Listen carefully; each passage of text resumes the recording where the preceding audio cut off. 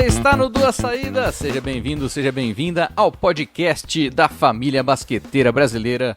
Eu sou o Fábio Toledo e estou com ele, Lucas Guanais, para a 41ª edição do podcast Duas Saídas. E aí, Guanais? E aí, Fábio, e aí todo mundo que está nos ouvindo? Estamos juntos, mas não estamos juntos, é um sistema meio diferente. Exato, né? O formato até devido aos nossos tempos, a nossa agenda, né? O conflito de agenda. A gente, então, resolveu mudar o formato, né? Vão ter aí alguns temas que a gente vai estar conversando junto aqui, né?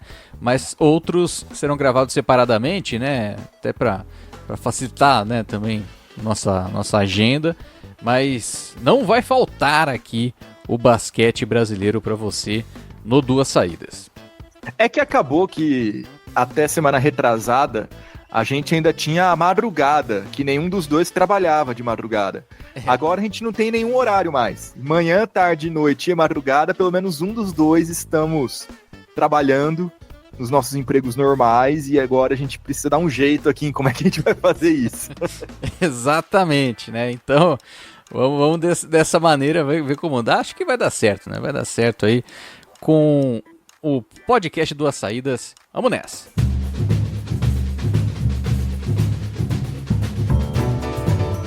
Bom, o primeiro assunto que a gente traz, né, nessa edição é a confirmação, Guanais, né, dos nomes convocados para a seleção brasileira para a disputa aí das eliminatórias da AmeriCup, né, na próxima janela, né, de jogos que acontece neste mês de novembro.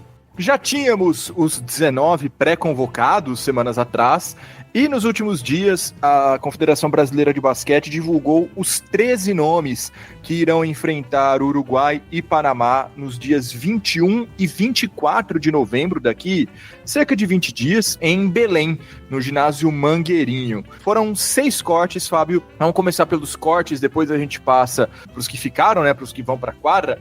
Foram cortados daquela pré-lista Vitor Benite, Tim Soares, Gabriel Jaú, Juan, Samis Calderon e o Lucas Atauri. Vale lembrar que esse grupo não se reuniu, né? A gente tinha mencionado isso no episódio passado, era uma pré-lista de observação e de avaliação, então não é que esse grupo se reuniu para treinar e daí saíram os cortes, não. O grupo vai se apresentar direto lá em Belém, no Pará, daqui a algumas semanas.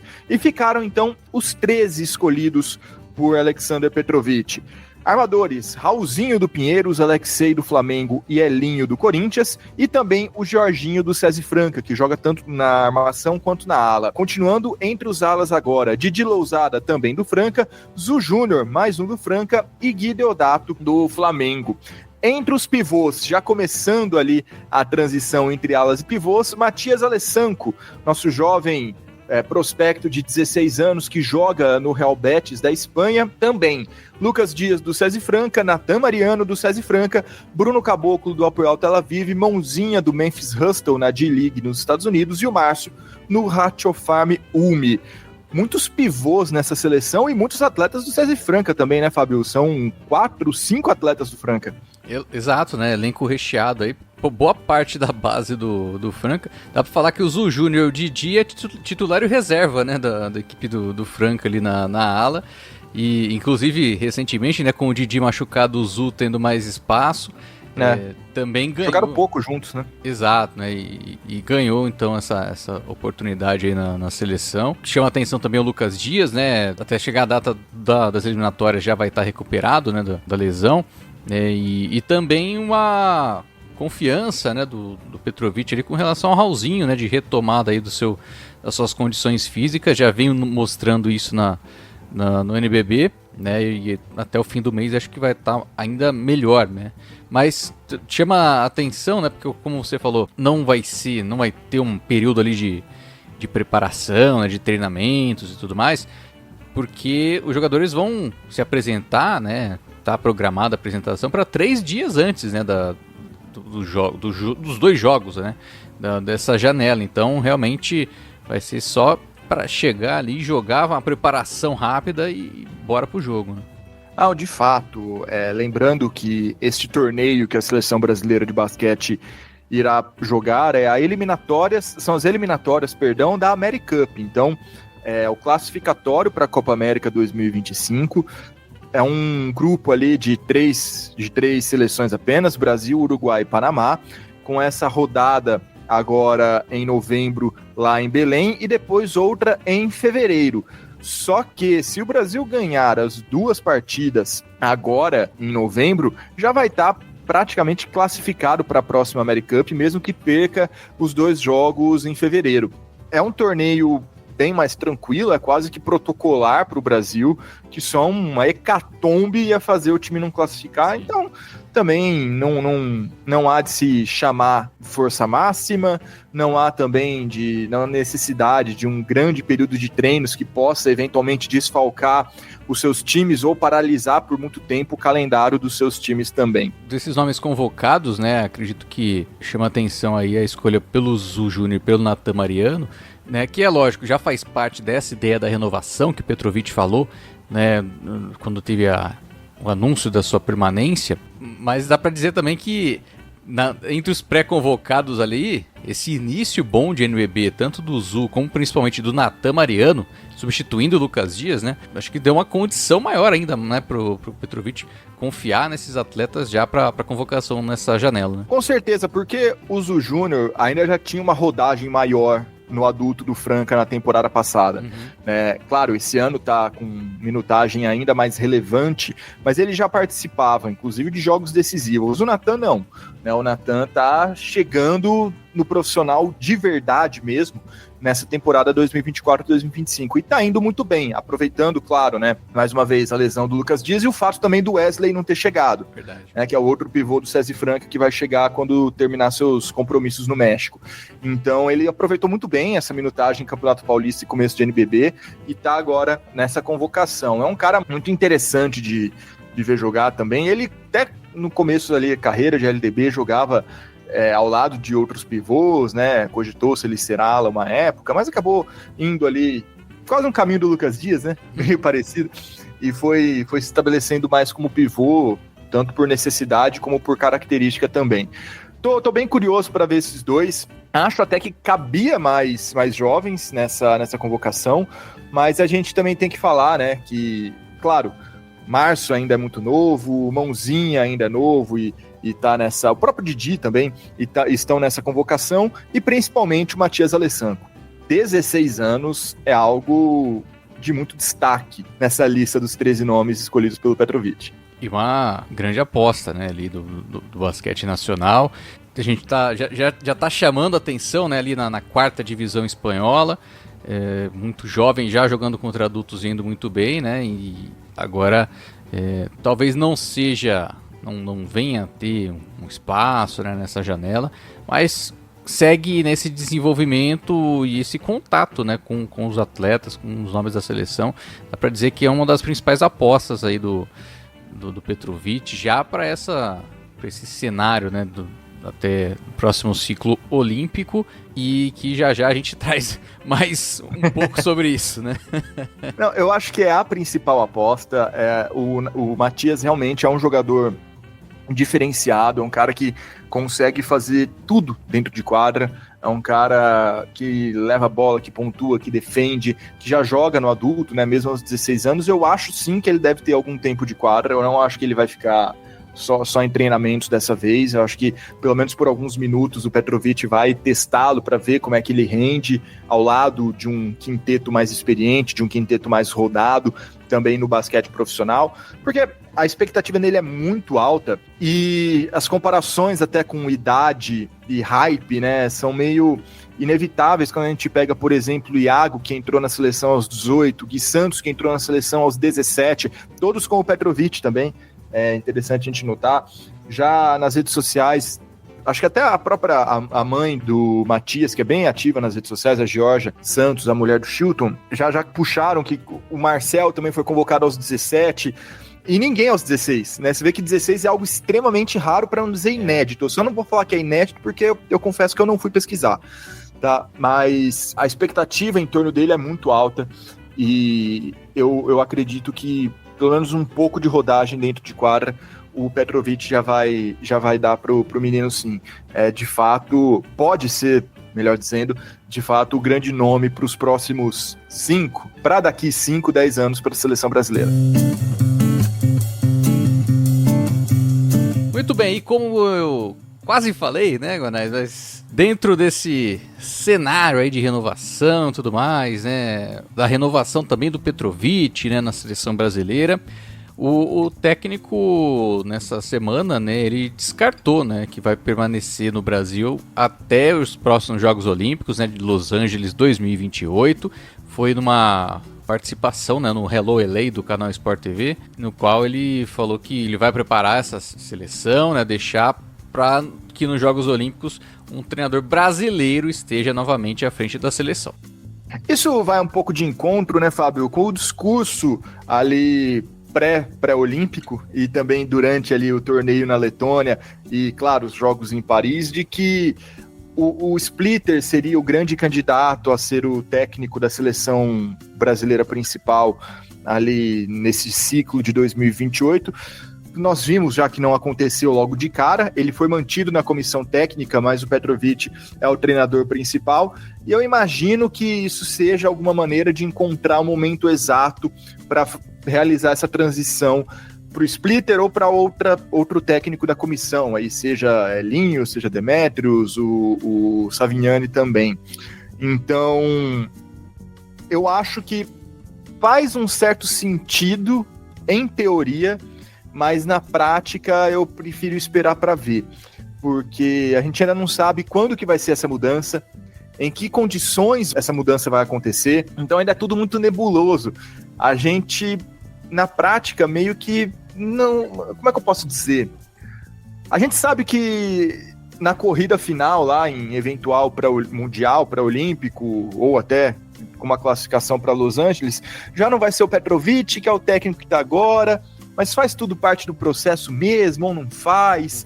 É um pouco nebuloso, né? Torna um pouco nebuloso. É uma historinha que faz sentido, né? De novo, em teoria, mas a falta de detalhes, assim, do planejamento, que a gente sabe que não é o forte da Confederação nos últimos anos, torna a situação um pouco incerta, né? E difícil de bancar também, da gente falar, não, realmente vai dar certo, faz muito sentido. 4 anos é muita coisa, né? Ainda mais quando se fala de seleção brasileira, muita coisa acontece em 4 anos. E assim, a escolha por manter o Petrovic, talvez foi porque os outros possíveis nomes não tinham tempo para se dedicar à seleção brasileira da maneira como é o desejado, né? Quem vai dizer que daqui 4 anos, ou 3, ou 2, quando essa transição acontecer, vai mudar isso? Eu acho que ou já faz o negócio agora ou faz depois. Ou já nomeia o Petrovic, sei lá, como um assistente do técnico principal, né? Que vai ser o cara que vai ficar rodando o mundo aí pra falar com os brasileiros, pra observar os brasileiros, né? Ainda um nome importante, né? Mas também já falando quem é que vai ser o cara dessa transição, do que fazer esse negócio, né? Pô, se não vai ser ele, vai ficar essa questão, né, até um determinado momento. Então vai esperar alguém ser demitido do time também, né? Esperar um fator aí extra CBB para definir essa escolha. Enfim, é um negócio que eu acho que novamente, né, é desnecessário. É algo que para mim não vou nem esperar, viu, Guanais? Não faz sentido. E assim, até resgatando o release de renovação do Petrovic, lá do dia 10 de outubro, divulgado pela Confederação Brasileira de Basquete. Vou falar só o primeiro parágrafo, tá? Abre aspas. Após o título do pré-olímpico em Riga, na Letônia, e o 7º lugar na Olimpíada de Paris, Aleksandar Petrovic seguirá como técnico da seleção brasileira masculina adulta. Além da permanência do croata, toda a comissão técnica está mantida para o ciclo Los Angeles 2028, com os auxiliares Thiago Splitter, Bruno Savignani, Demetrios Serraciu e Elinho Garcia, fecha aspas. Já é um discurso diferente, um mês depois. Já mudou. E aí, assim, esse era o pensamento desde o começo, a mudança foi nesse meio tempo, o Petrovic falou demais em público, mais uma vez, o que aconteceu? Não é? Então, eu acho estranho, a história é bonitinha, mas não casa com o que a gente tem visto, né, com o restante dos cursos. Novamente, prefiro esperar para ver como isso vai ser feito, mas você já meio que coloca não em descrédito tudo que o Petrovic está fazendo, porque, ao que consta, seria um desses nomes da comissão que assumiriam no seu lugar. Então, seria tudo parte ali da mesma estrutura, do mesmo time. Mas, sei lá, não é o mesmo cara, é diferente quando você é comissão e quando você é o técnico principal. Eu não sei se me agrada muito esse momento de transição da maneira como está sendo pintado, né? E com esse pouco de informação que a gente tem também. Pois é, vamos conferir se no próximo mês a história muda. Dezembrão tamo aí. E aquilo, né? Vai que perde para Uruguai e Panamá, né? O que vai acontecer depois disso? Aí a história muda de novo mesmo, realmente.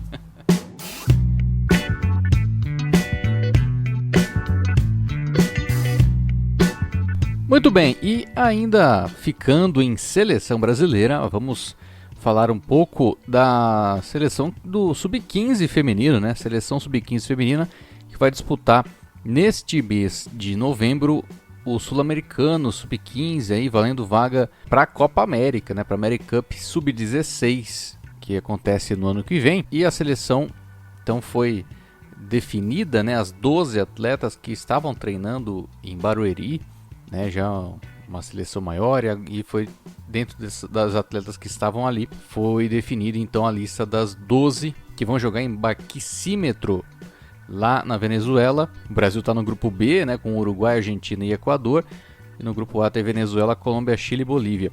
É um top 3 ali, já garante o Brasil na Copa América Sub-16. Mas vamos lá para as atletas, né, convocadas para essa disputa, né, o time que tem como treinador o Cláudio Lisboa. Foram convocadas então a Isabelle do AJAB, né, que é a Jaraguaense, né, Associação Jaraguaense de Basquete. Foi chamada também a Sofia Mendes do Foz Basquete, Ana Carolina do Mangueira, a Esther de Mampituba, Kátia do Sport Recife, a Maria Perandini do São José Basquete, assim como a Júlia Vitória, né, também representante do São José, e a Maria Clara. A Mariana Martorano do Apage, tem também a Júlia Gabriele do Itatiba, a Karen do Ubiratã, né, Associação Basquete Ubiratã, tem também a Laura Rosa do Sociedade Thalia. Então, as 12 atletas convocadas para representar o Brasil em Barquisimeto na disputa, né, do Sul-Americano Sub-15 feminino. O Brasil viajou, né, no dia 2 de novembro, já para fazer a reta final ali da preparação, né, do campeonato, que acontece já nesta semana, né, dia 6 de novembro, dia 6 a 11. Então vale ficar de olho, viu? A partir de quinta-feira até segunda, então, teremos a definição aí do Brasil no Sul-Americano Sub-15. Então, né, com muita expectativa aí para a equipe chegar, né, pegar um pódio aí e conseguir a classificação para a AmeriCup Sub-16 do ano que vem.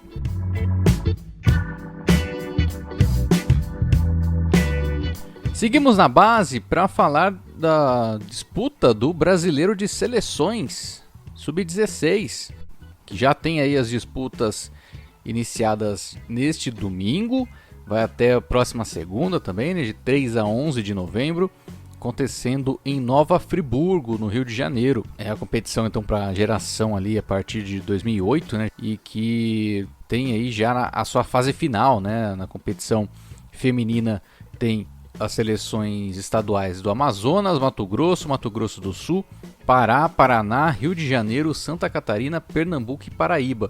E no masculino, Distrito Federal, Mato Grosso do Sul, Minas Gerais, Pará, Paraná, Rio de Janeiro, Roraima, Santa Catarina, Pernambuco e Paraíba. Então, essas equipes estão na decisão do Brasileiro de Seleções aí, Sub-16, acontecendo então de 3 já neste domingo, né, até o dia 11 de novembro, lá em Nova Friburgo.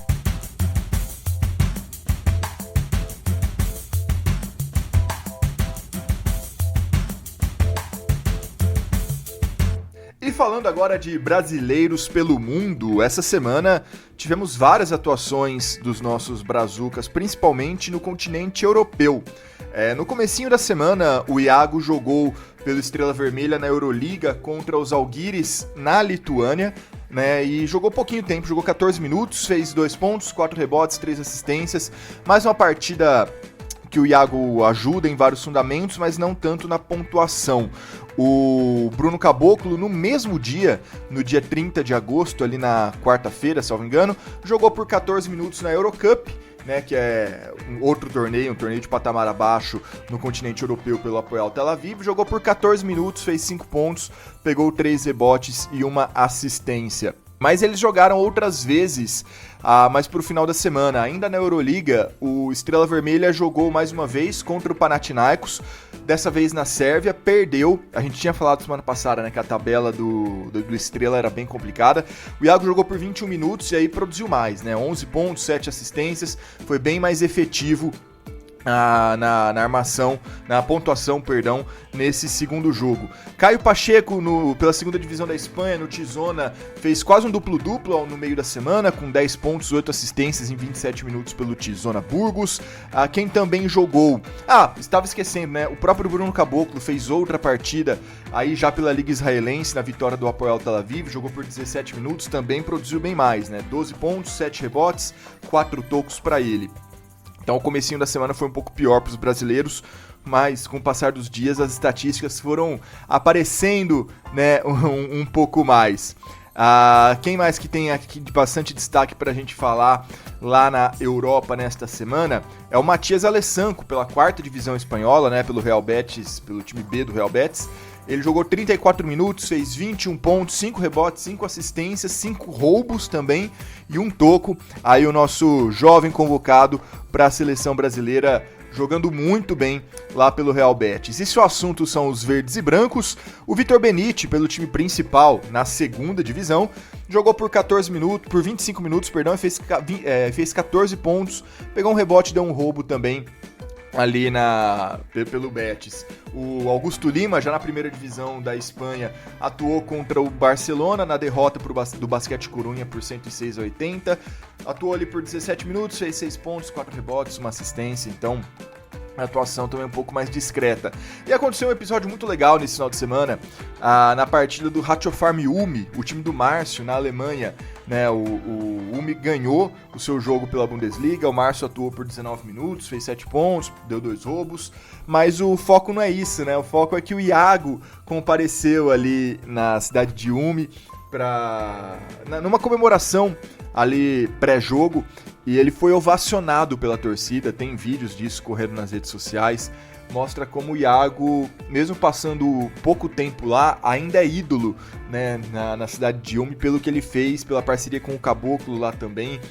Os torcedores têm um carinho muito grande pelo nosso monstrinho, muito legal esse reconhecimento também. E não foram só os homens, né? A Damiris, pelo Botas da Turquia, fez uma partidaça, atuou quase todo o jogo inteiro, né? Jogou por 38 minutos na Liga Turca e fez 27 pontos, 7 rebotes, 4 assistências, foi bem demais ali a nossa Damiris Dantas, viu? E entre os brasileiros pelo mundo também vale destacar ali nas competições europeias, né, 2 brasileiras que apareceram muito bem na Eurocup, né, a Monique, pivô, que na última temporada defendeu o Ituano, está defendendo a equipe do União Esportiva de Portugal, que na Eurocup enfrentou o Brno, né, sabe-se lá como é que escreve, como é que fala esse time, é BRNO, exatamente, 3 consoantes e uma vogal. O time da Tchequia, né, disputa a Liga Tchequia contra a União Esportiva, e o Brno venceu, né, por 56-49. Esse jogo aconteceu lá no final da semana que se encerrou, né, mas o destaque, né, vai para a Monique, porque ela fez 22 pontos e pegou 12 rebotes aí para a equipe do União Esportiva, embora a derrota, né, por 56-49, mas boa parte do volume ofensivo foi da pivô brasileira do time de Portugal. E quem também jogou, né, pela Eurocup e teve certo destaque foi a Rafa Monteiro, também, né, defendendo um time português, o Benfica. Ela foi importante na equipe, apesar da derrota para o Basquete Namur, 76-75, o Basquete Namur, que é da Bélgica, acabou com a vitória, mas a Rafa Monteiro teve um desempenho impressionante até, viu? 14 pontos, 8 rebotes, 8 assistências. É um desempenho muito bom da ala armadora aí do time do Benfica, que apareceu muito bem aí, armando jogada, né, distribuindo bola, fazendo pontos também, né? Manteve até de certa forma, né, o Benfica na disputa aí contra o Basquete Namur, mas acabou sendo derrotado. Ainda assim, né, mais uma brasileira que teve destaque na Europa. Tivemos também na NBA, né, o Gui Santos tá tendo alguns minutos no Golden State Warriors, mas não são minutos de qualidade. Ele tem entrado ali só no garbage time, né, quando as partidas já estão decididas, seja pro bem ou seja pro mal, e ele não consegue ter espaço nessa temporada no Golden State, mesmo com os vários desfalques do Warriors. Além do Stephen Curry, né, que tá machucado, o Warriors não tá contando com o Wiggins e nem com o DeAnthony Melton, que são 2 alas, né, então poderia ali surgir algum espaço pro Gui Santos, mas qualquer possibilidade dele participar do elenco do Golden State Warriors está sendo ocupada, na verdade, pelo Lindy Waters, né, que é também um americano que chegou há pouco tempo ali no Golden State, e ele tá entrando muito mais porque ele tá mandando uma bola de 3 atrás da outra, né? Nesse sistema de muita movimentação e chutes de 3 pontos do Golden State, ele tá se beneficiando demais, tá pegando aí esses minutos que poderiam ser do Gui Santos, e aí o nosso brasileiro então só tá entrando no finalzinho, e aí entra às vezes sozinho ou entra com alguns outros jogadores que também não tem espaço. E além do jogo já estar decidido, é aquela coisa horrível, né? Todo mundo ali querendo fazer a sua estatística para aparecer. E como o Gui Santos não é o cara da bola, muitas vezes a jogada não acaba com ele não tem tanta oportunidade de arremessar. Então, tá sem espaço, na verdade, lá no Golden State no momento, o Warriors, o Gui Santos. E a tendência é que esse espaço diminua ainda mais, né, conforme o Wiggins e o DeAnthony Melton voltem a jogar. E falando ainda nos Estados Unidos, nessa semana vai começar a NCAA, né, a temporada do basquete universitário norte-americano, que, claro, todas as atenções ficam maiores no mês de março, na época do March Madness, né, que é a reta final ali, a confluência de todos os torneios da NCAA, mas a temporada, na verdade, começa nesta semana. E a gente tem vários brasileiros, né? Nós falamos recentemente do Clafic no masculino, falamos também da Ila McDowell no feminino, mas tem outras brasileiras, principalmente, que escolheram ali boas universidades para esse ano. Por exemplo, a Manu Alves, nossa ala de 18 anos, filha do Léo Figueiró, escolheu a Universidade de Illinois, né, para jogar, uma universidade fortíssima também lá na NCAA, tá numa casa muito boa, a Manu Alves. A Letícia Vasconcelos também é de Illinois, mas ela já está indo para o seu 2º ano, também a pivô brasileira de 2 metros. Quem mais? Além da Ila McDowell, temos várias lá, Débora Reis, a Isa Varejão, Vitória Moura foi para Penn State, temos a Isa Nicoletti em Fairfield, que está no 5º ano. São muitas grandes brasileiras nessa temporada lá na NCAA. A Laia Gilton também foi para Iowa, tá no seu 1º ano, também é uma brasileira aí com ascendência estrangeira, pode nos ajudar muito num futuro próximo na seleção brasileira, mas, novamente, tem várias outras. O site Brazilian Hoops, né, o perfil Brazilian Hoops, fez um compilado muito legal lá na página deles. Recomendo que vocês deem uma olhadinha lá na casa de todas as brasileiras e nos números dos brazucas ao redor do mundo, é claro, como sempre, recomendamos o Tabela de Ferro. Mas fica de olho então, NCAA começando essa semana, a gente vai trazer alguns dos resultados dos principais brasileiros ao longo dos próximos episódios.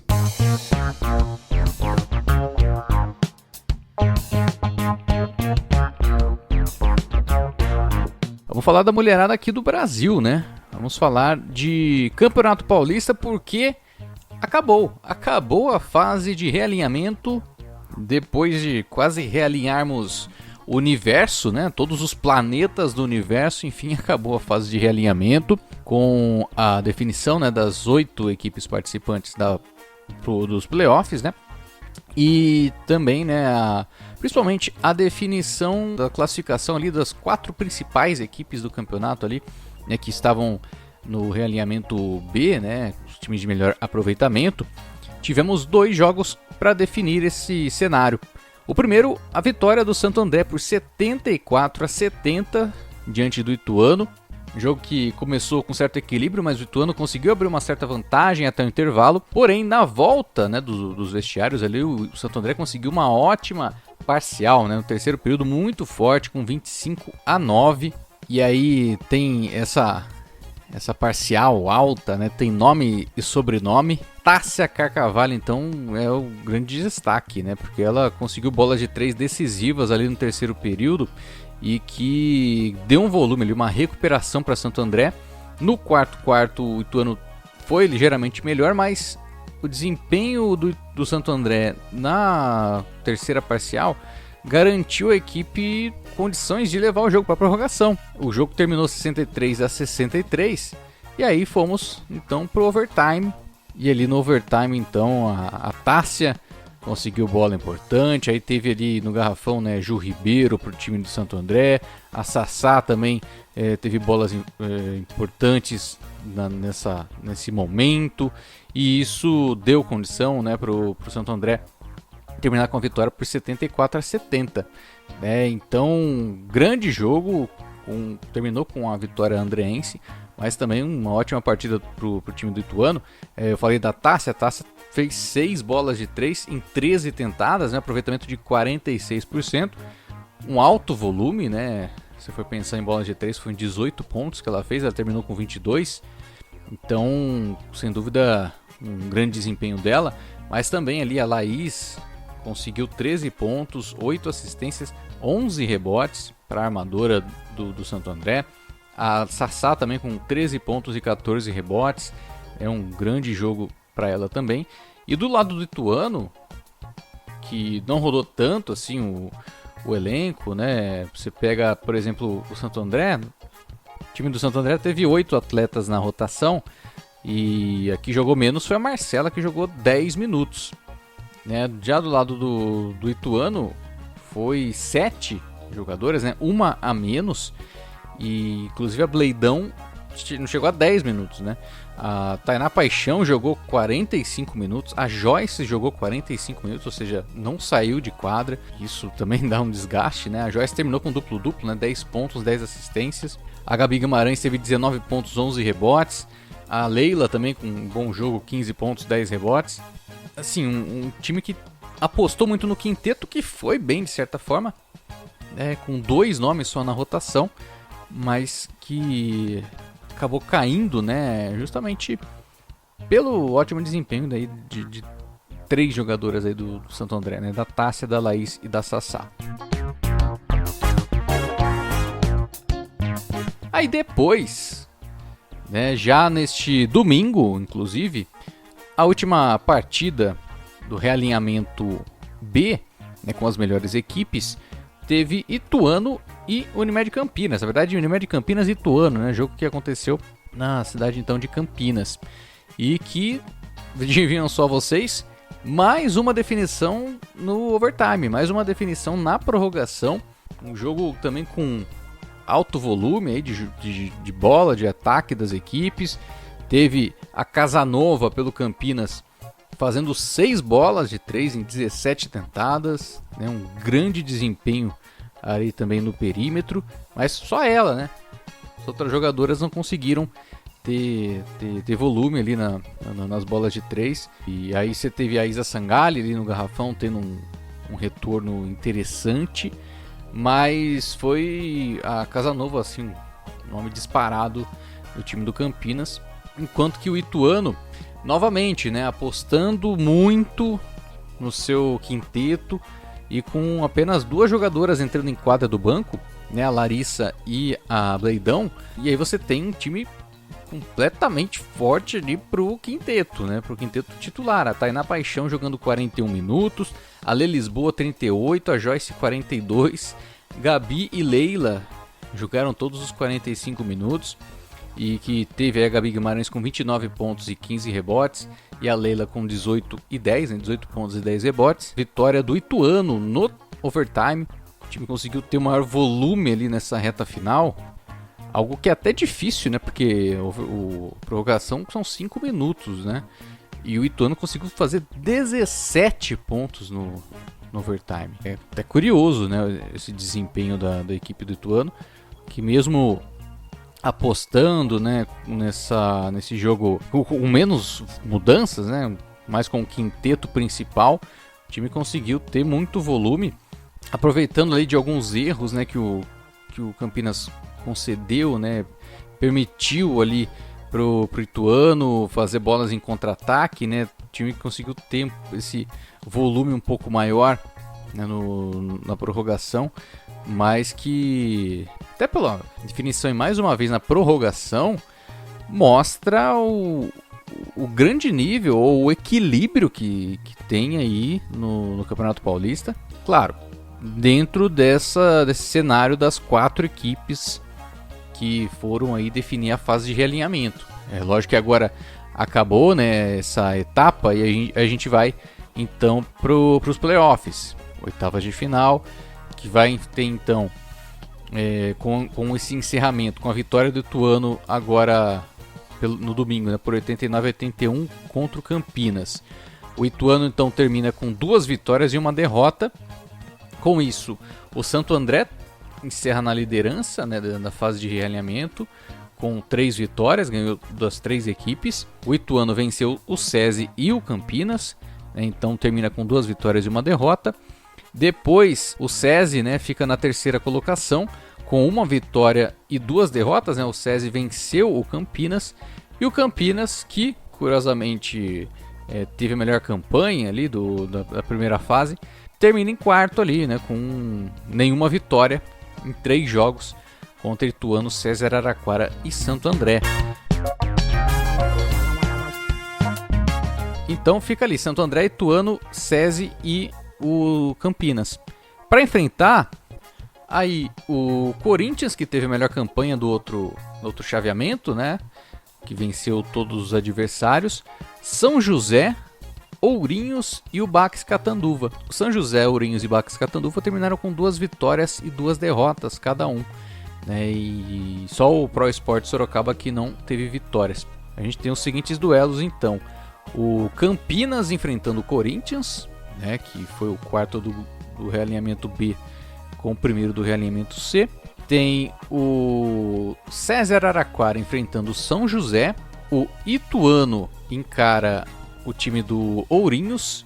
E o Bax Catanduva vai enfrentar então o Santo André, que terminou na liderança do realinhamento das equipes ali da parte de cima da classificação. Então é isso: Santo André e Catanduva, Ituano e Ourinhos, SESI Araraquara e São José, Campinas e Corinthians. Então, os playoffs do Campeonato Paulista Feminino, que vão acontecer aí a partir então deste mês de novembro.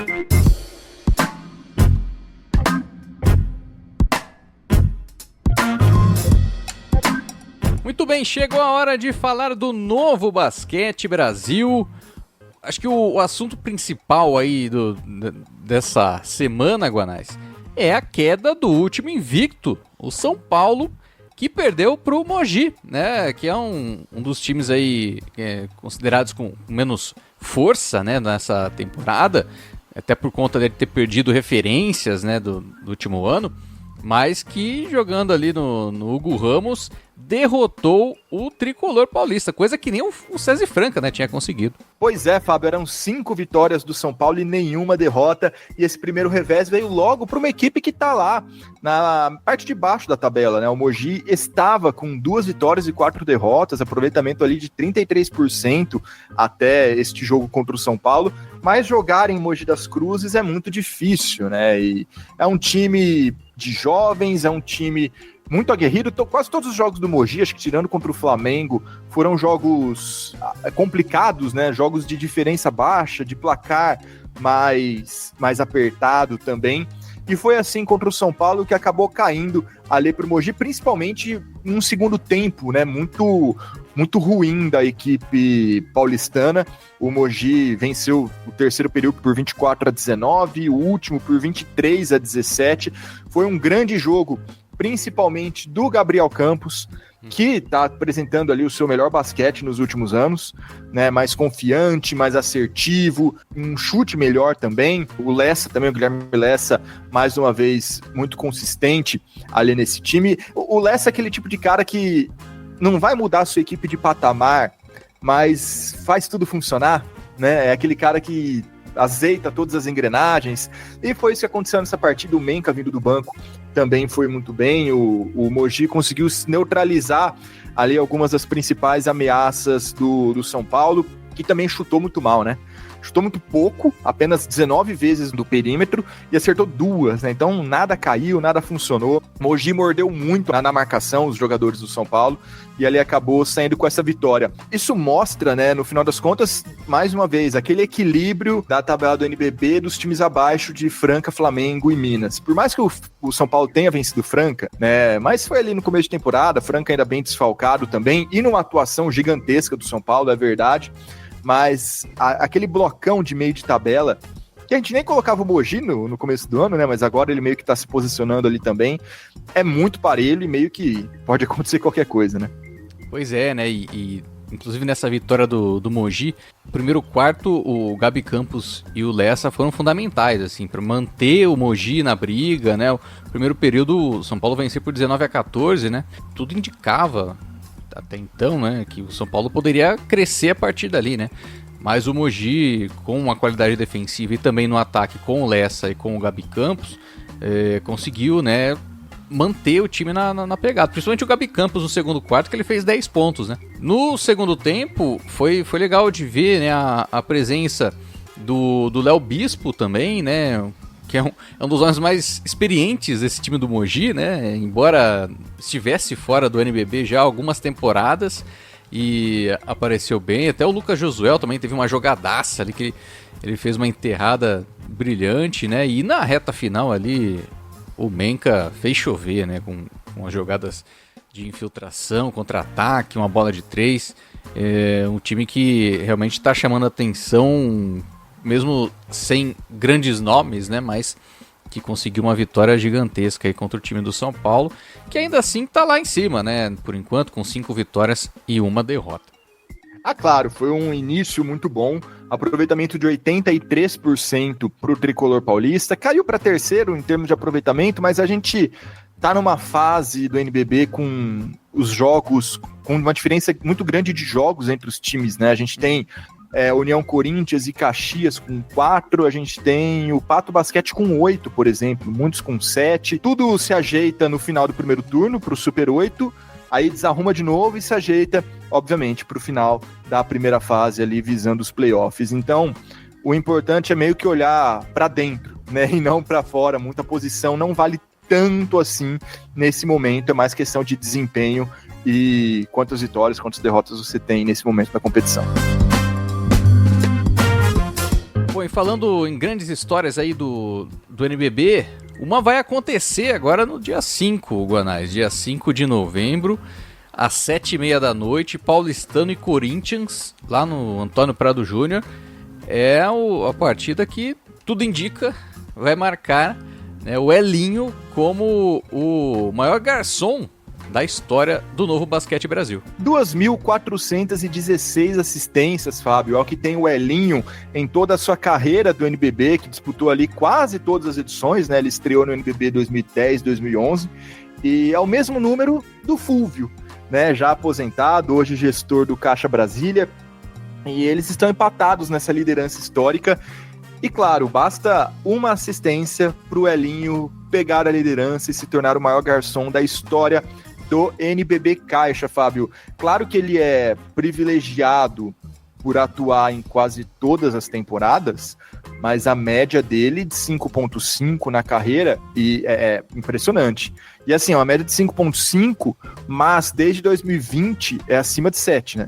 Então, é de fato impressionante o Elinho nesse fundamento. E claro, a gente tem outros armadores que jogaram tantas temporadas quanto ele e não chegaram nesse patamar.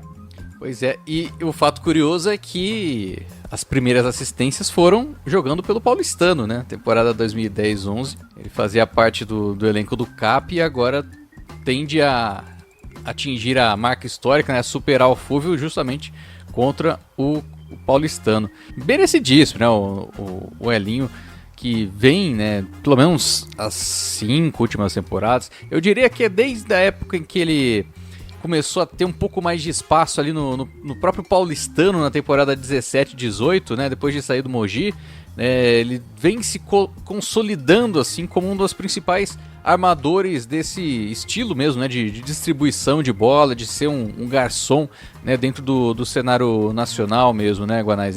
Acho que talvez não o grande nome, mas entre os maiores nomes aí da armação, pelo menos entre os brasileiros, né, no NBB. Foi quando ele, em 2017, né, ali que ele teve mais espaço. Quando foi campeão, né, do NBB, inclusive, pelo CAP. Sim, foi quando ele já tinha ali 27 para 28 anos, já muito longe de ser ainda um jovem estreante no NBB, mas foi quando ele, de fato, realmente começou a ter mais esse protagonismo com uma idade maior, né? Porque ele já tinha sido titular no próprio Paulistano, no Minas em anos anteriores. No Mogi a minutagem dele foi um pouco reduzida, porque ele pegou também aquele Mogi de Larry, Chamel e Tyrone, né? Então, ali ficou um pouco mais com o Filipinho também. Então, a minutagem dele ali acabou reduzindo um pouco e foi crescendo mais uma vez a partir de 2017, 2018. E quando ele sai do Franca e vai para o São Paulo, aí sim os números dele explodem, né? De vez. E ele passa a figurar nas listas de melhor armador da competição, vencer prêmios, etc, etc. Bom, acho que a gente pode colocar que esse recorde vai ser batido com certeza na próxima terça. Acho que seria um desastre ele não dar nenhuma assistênciazinha no jogo da semana que vem, né? Pro jogador que tá com uma média de 10 assistências por jogo, acho que uma ele consegue. Seria um hecatombe ali, né, acontecer. Só se ele sair por lesão ou coisa do tipo no comecinho do jogo. Mas, ao que tudo indica, esse recorde vai ser batido sim.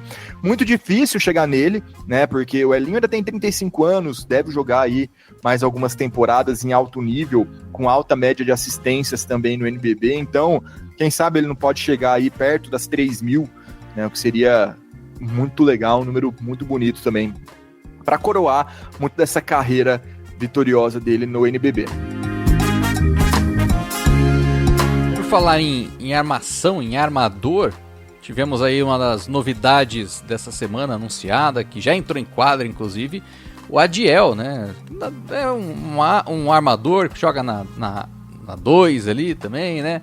Sendo anunciado para defender o São José. Qual que é o impacto, né, Guanais, da chegada do Adiel para esse time do São José, que necessita, né, de novidades, porque não começou tão bem o campeonato, o NBB, embora tenha vindo aí do vice-campeonato paulista.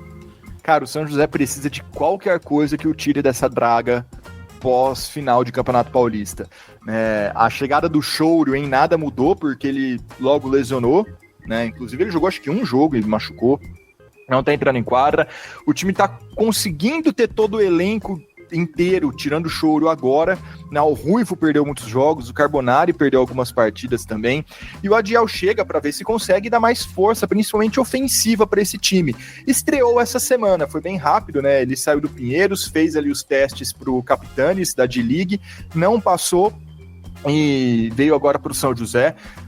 Vindo do banco contra o Bauru Basquete no último sábado, ele atuou por 27 minutos, fez 15 pontos, 4 rebotes, 3 assistências, já deu ali uma cara diferente pro ataque desse time do São José, que precisa de qualquer coisa, precisa de, sabe, qualquer jogador, qualquer novidade que faça a equipe sair dessa apatia, né, que estava que tá nessas primeiras rodadas do NBB. É uma aposta válida, e o Adiel, ele de fato é um cara ousado, né, um cara diferente no basquete, que tem ali um estilo muito mais agressivo, muito mais arredio também, que pode até ser um pouco desse choque que o time precisa, né? Claro, não vai transformar o São José num finalista novamente, igual foi no Paulista, mas pode ser esse fôlego novo. né? O São José segue lá na parte de baixo da tabela e com confrontos muito complicados, né? Vai pela frente. Vai pegar o César Franca na segunda-feira, talvez quando vocês estiverem ouvindo até já tenha acontecido esse jogo, enfrentar o César Franca no Pedrocão. Depois recebe o Paulistano na sexta-feira, o Paulistano encrenca muitas partidas também, jogo difícil, aí recebe o São Paulo, então não tá complicada a vida do São José e precisa de algum respiro, precisa começar a vencer para ver se pega no tranco e sai dessa fase bem ruim que tá.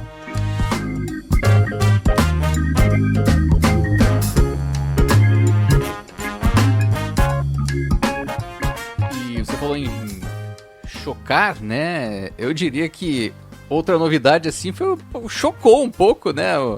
O pessoal que acompanha o NBB, porque Anderson Rodrigues chegou ao Brasília, né? O Caixa Brasília Basquete, um ótimo reforço aí pro Brasília, Guanais, pro restante do NBB. Na posição mais carente do time, né?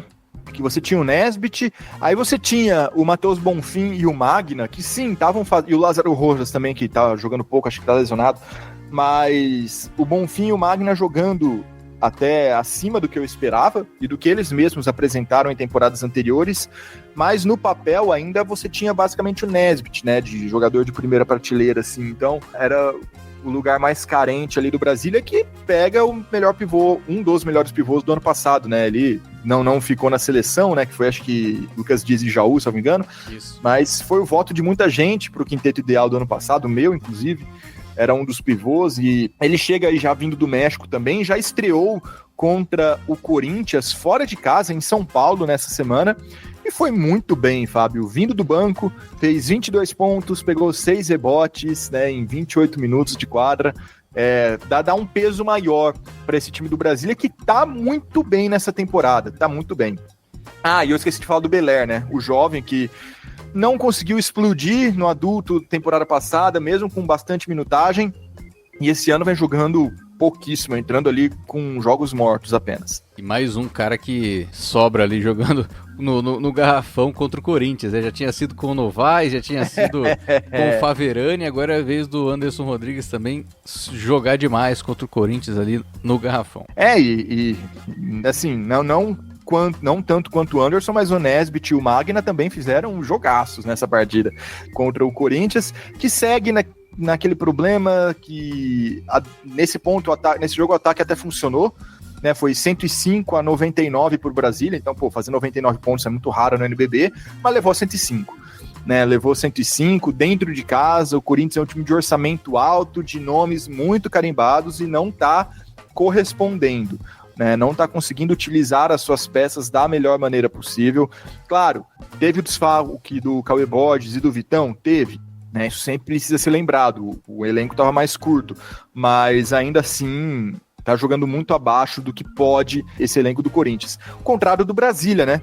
Brasília, que muita gente, e nós inclusive colocávamos lá embaixo na tabela, muita gente tem jogado melhor do que em anos anteriores. Já falei do Magna e do Bonfim, mas Gemadinha, Daniel Von Haidin, principalmente, a gente vai falar mais dele de novo. Outros nomes ali também, o Pedro Mendonça também tá bem.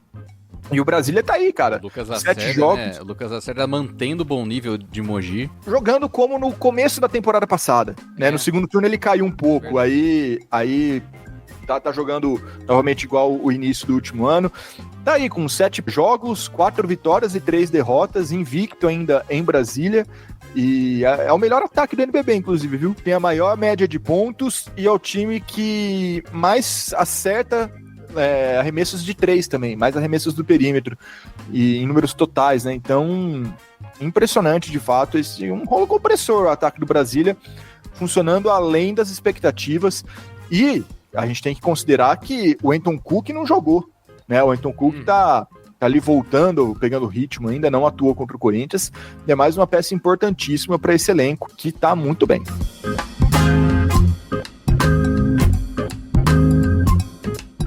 Fábio, a gente precisa registrar também o grande público do União Corinthians nessa semana, né? A gente até mencionou no episódio passado que a equipe ainda não tinha atuado em casa. Pois bem, jogou nesta semana na partida contra o Pato Basquete, vitória do União Corinthians, inclusive, e o torcedor parecia estar com saudade, viu? Foram ali cerca de 4.000 pessoas no Arnão, o maior público da temporada por muito aqui no NBB. O União Corinthians sempre ali com uma torcida muito grande, uma média de público muito legal. E que bom que logo na estreia a gente já teve um grande público, é muito mais bonito, né? Você vê um ginásio lotado, você vê a torcida comparecendo, tinha que ser assim em todo lugar. Parabéns então para o União Corinthians, para a torcida do Único, pelo show nessa semana, que continue assim.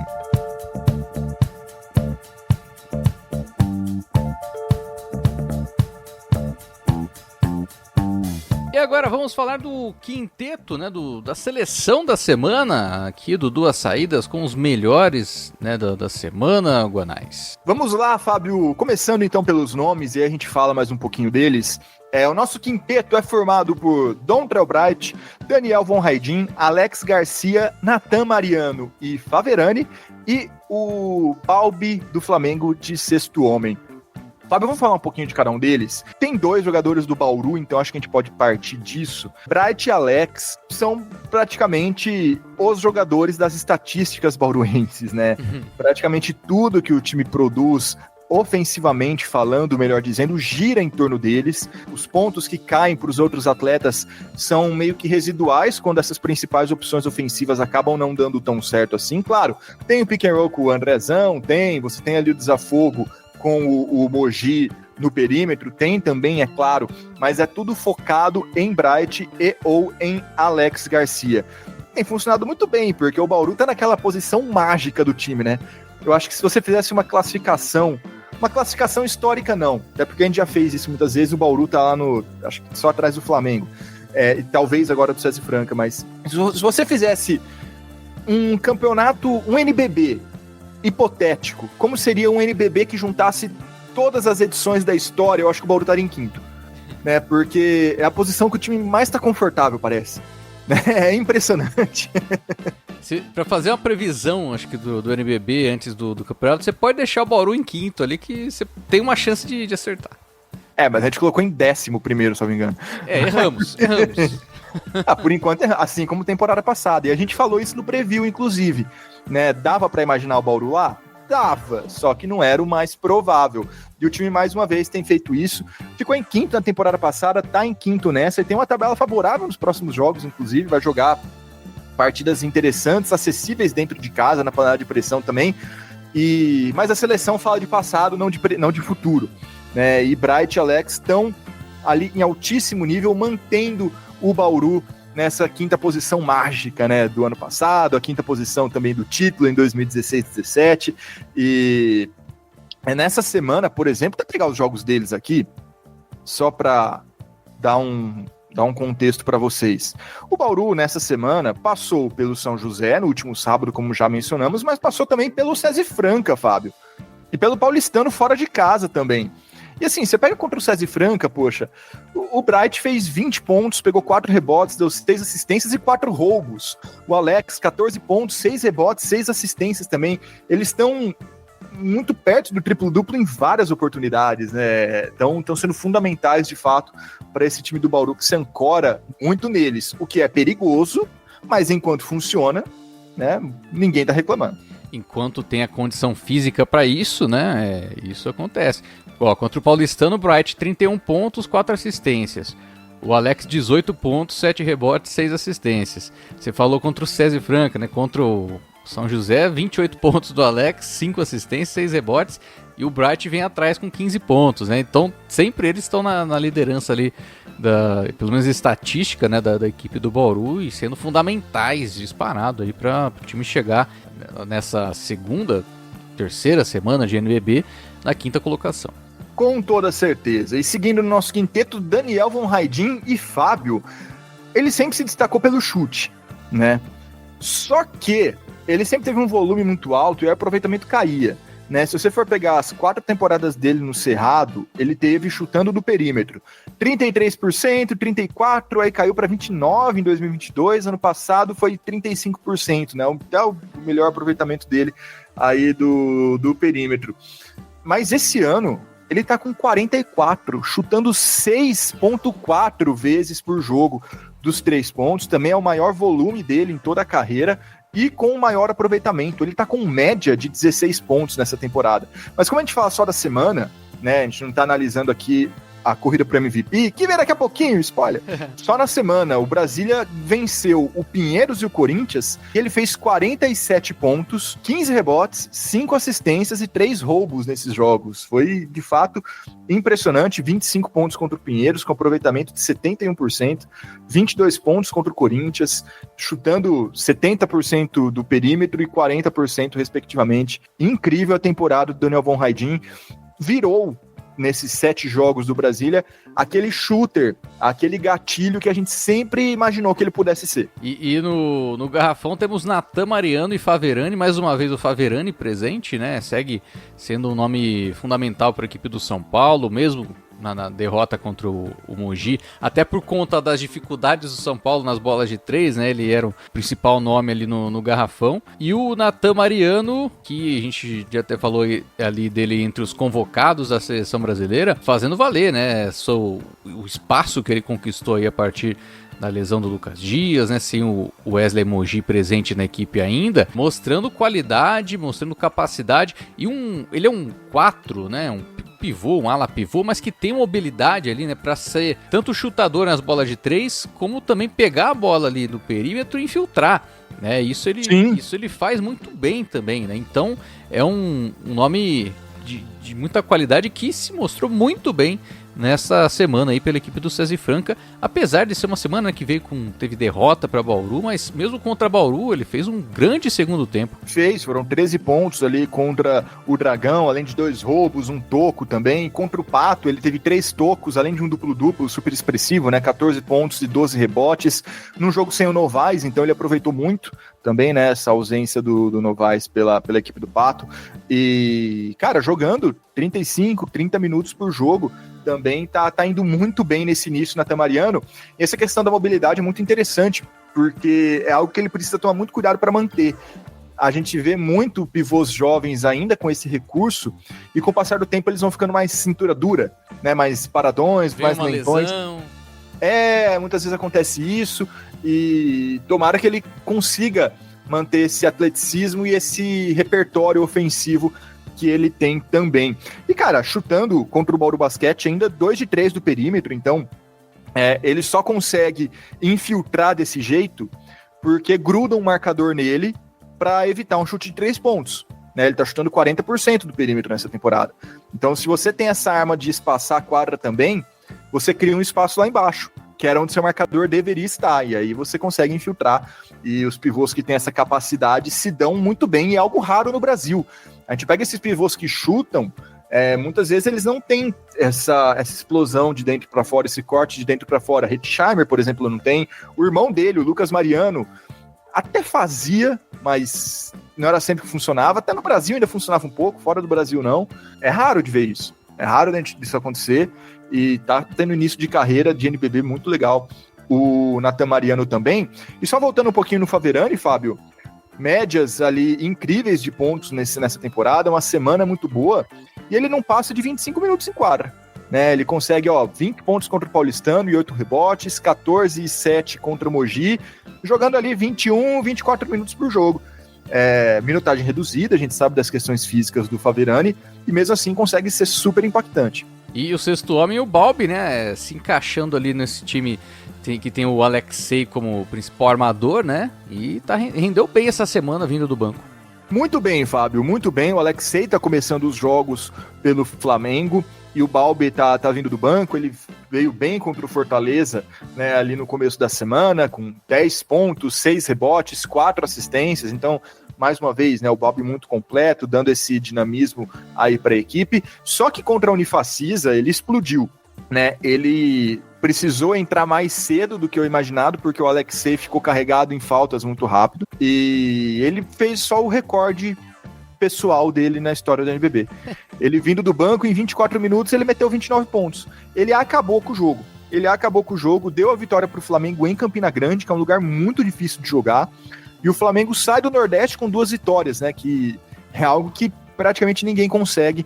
O Flamengo fez e põe na conta do Balbi. Ele jogou muito bem essa partida, deu 29 pontos em 38, aproveitamento altíssimo também, 5 de 6 do perímetro, além de 2 rebotes e 3 assistências. Só faltou fazer chover, foi o cara, talvez uma das suas grandes atuações com a camisa do Flamengo e vindo do banco, né? Não tinha como não ocupar nosso espaço de sexto homem aqui.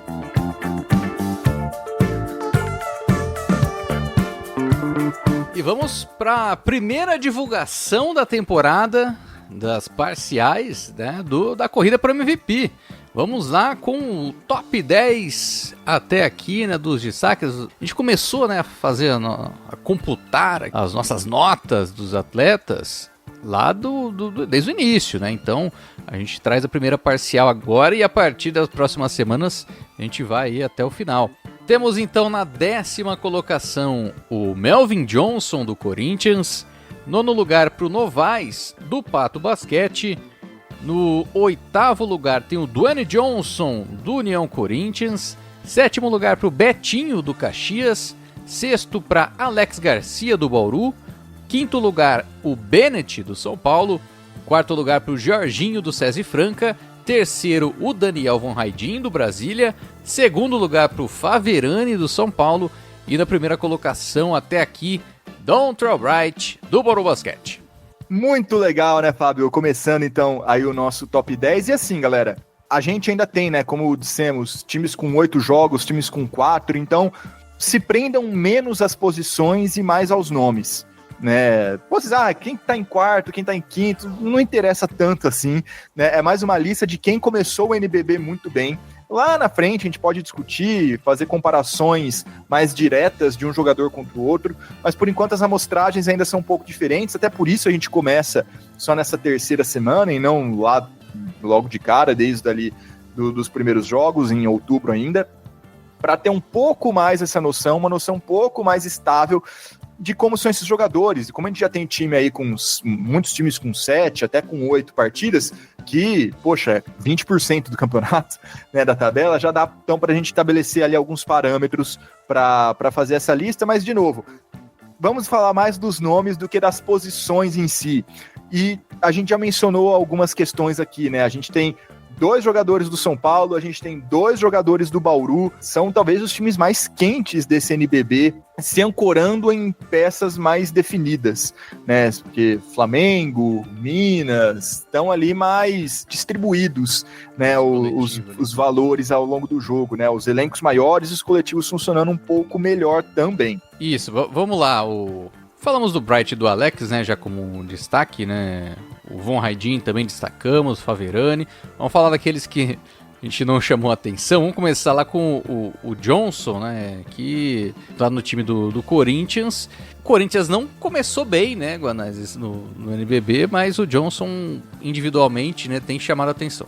É um respiro, né? É um respiro que o time tem quando as jogadas mais pré-estabelecidas não funcionam. Ele é um cara que consegue romper ali marcação, ele é um cara que consegue partir para a individualidade.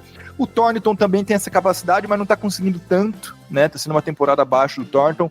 O Melvin Johnson reveza um pouco mais com o Elinho e principalmente toma um pouco mais ali o espaço do Elinho quando ele não está em quadra para levar um pouco mais esse time. Então tem tido mais destaque e sido uma peça mais consistente nesse Corinthians ainda muito bagunçado. Mas ele tem se destacado ao longo da temporada como o cara mais regular desse time e eu acho que merece estar ali, tá fazendo um bom NBB o Melvin Johnson. E aí você tem o Novaes em 9º, o Johnson, né, na 8ª colocação. O Novaes, ele não jogou, né, 2 partidas nessa semana, mas é uma figura muito importante, né, para a equipe do Pato, assim como o Johnson é decisivo, né, para o União Corinthians. Não, e a diferença tem Johnson e Corinthians no 2, né? E a diferença do Pato quando o Novaes está em quadra para esses jogos que o Novaes foi desfalque, nossa senhora, é impressionante como o time joga muito melhor com ele, como ele tem recurso né, também de todos os lados da quadra. Ele tem aquilo que a gente falava do Nathan Mariano, de também conseguir pegar de longe da cesta e correr com a bola, cortar com a bola, atacar o aro também. Ele é muito bom, mas no jogo de pivôs mais classicão, de costas para cestas, ele também vai bem.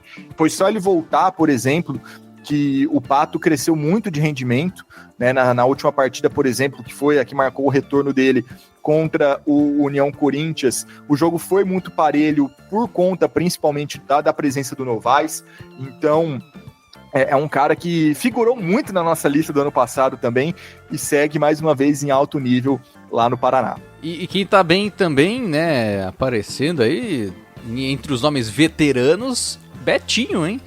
Tá aparecendo. É assim, a gente sempre fala, né, das qualidades do Betinho, né? Mas nas últimas temporadas, nas equipes onde ele esteve, ele não conseguiu render o que ele voltou a render agora por Caxias. Vagalume nos últimos anos, né? Fazia ali uma partida boa de 20 e tantos pontos e ficava apagado, às vezes até sem entrar quase por vários jogos, e nesse ano não. Né, tá dando muito certo ali em Caxias do Sul. Ele é o terceiro no ranking de pontuação do NBB. Um disclaimer, tá? Tudo que eu falar de estatísticas, desconsiderem a presença do Anderson Rodrigues. Que ele chegou, fez um jogo, teve 23 de eficiência e 22 pontos, ele tá liderando quase tudo, mas ele tem uma partida só, então não conta.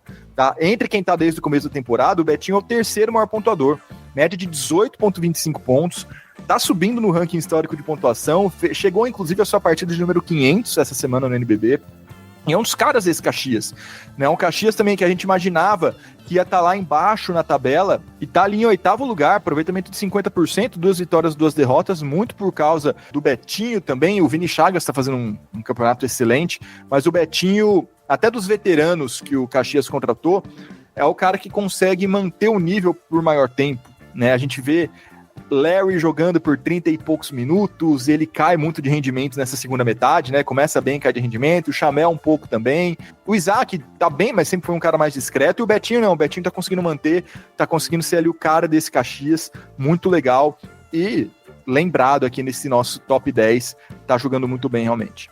A gente já falou do Alex, né, em sexto, em quinto o Bennett, que junto com o Faverani, né, são os principais nomes desse time do São Paulo. O Bennett é um cara que trabalha na armação, mas também consegue fazer a infiltração com muita qualidade, tem sempre aquela qualidade defensiva também, né? Tá sempre aparecendo, inclusive, nos nossos top 10. Mas eu vou falar pra você que é principalmente pela parte ofensiva também. Defensivamente, o Bennett já foi muito mais efetivo do que é hoje. Não que não seja um bom defensor, claro que é ainda. Mas ele começou a chutar muito mais, ele começou a agredir muito mais também a cesta, coisas que ele fazia bem menos no começo da carreira.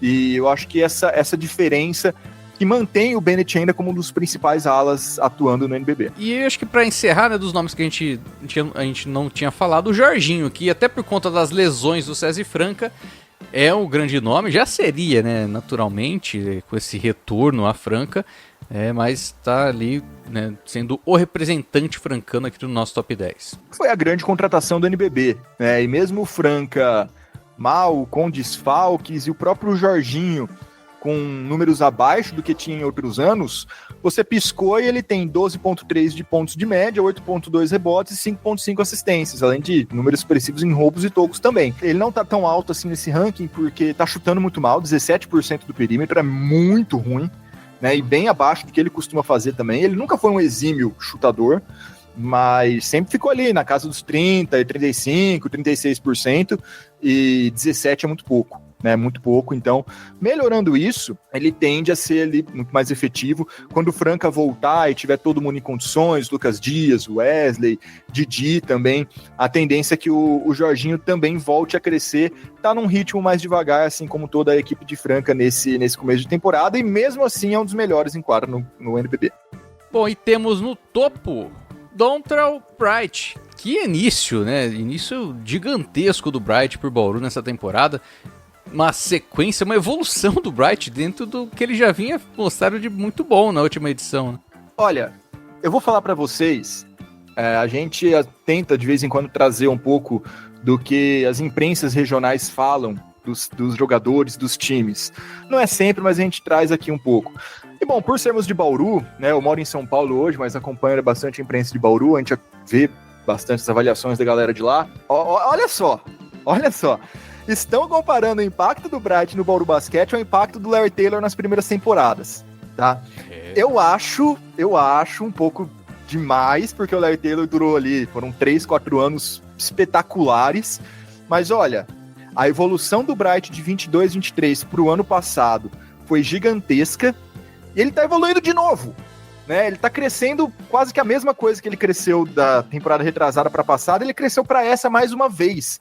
É impressionante o que o Bright tá fazendo, eu entendo a empolgação. Claro, ajuda o fato do elenco do Bauru ser ano a ano mais enxuto e mais restrito e as coisas ficarem mais concentradas no Bright? Sim, só que ele tá jogando melhor, ele de fato tá jogando melhor, ele de fato tá chutando melhor, ele de fato está mais agressivo e ele tá menos correria. Não é que ele está menos rápido, mas o Bright às vezes parecia que muitas vezes ele tinha a velocidade como grande trunfo, não é mais só isso, né? Ele tá um jogador muito mais completo, de fato ele tá figurando no topo dessa nossa lista, é sim o melhor jogador de todo o campeonato nessas 2, 3 primeiras semanas. Ele lidera o NBB em pontos, ele lidera o NBB em roubos, ele lidera o NBB em eficiência. E aí, Fábio, eficiência nem é tanto assim o melhor parâmetro do mundo para a gente analisar o quão bom ou quão impactante um jogador é. Ele tem que ser analisado junto de outros fatores, mas a diferença do Bright, que é o primeiro em eficiência, em média de eficiência, para o Dwayne Johnson, que é o segundo em média de eficiência, é maior do que a diferença do Dwayne Johnson, que é o segundo em eficiência, para o Materan, que é o nono. Então, assim, é nessa base que tá jogando o Bright. Tá realmente impressionante dos dois lados da quadra. Ele é um jogador muito baixo, mas é muito forte, muito ágil e muito rápido ainda, sem ser correria, né? Então, é impressionante o que vem jogando o armador do Bauru Basquete. Já foi eleito o melhor defensor do último ano, tá caminhando a passos largos, na medida que suas pernas permitem, para conseguir esse título mais uma vez, jogando ao lado de Alex Garcia. Pois é, ele tem uma média de quase 2 rebotes de ataque por jogo, né?